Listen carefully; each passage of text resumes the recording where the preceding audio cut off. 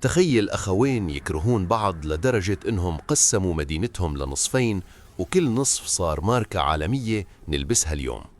القصة بدأت في ألمانيا سنة 1920 في غرفة غسيل صغيرة، حيث كان أدي داسلر يخيط الأحذية بيده. أخوه رودولف كان البائع وأدي كان المصمم.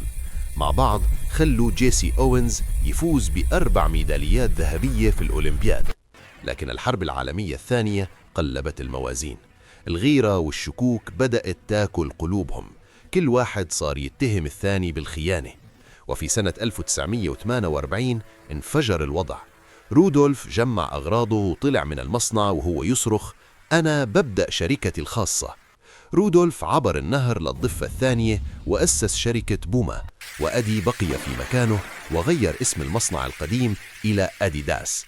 المدينة كلها انقسمت، المخابز، الحلاقة، وحتى الحانات. ممنوع أحد من أديداس يكلم أحد من بوما.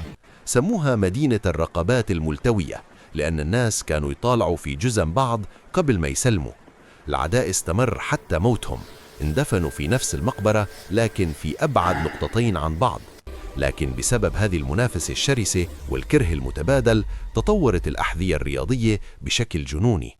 الكره دمر العائلة، لكنه بنى إمبراطوريتين تحكم عالم الرياضة اليوم.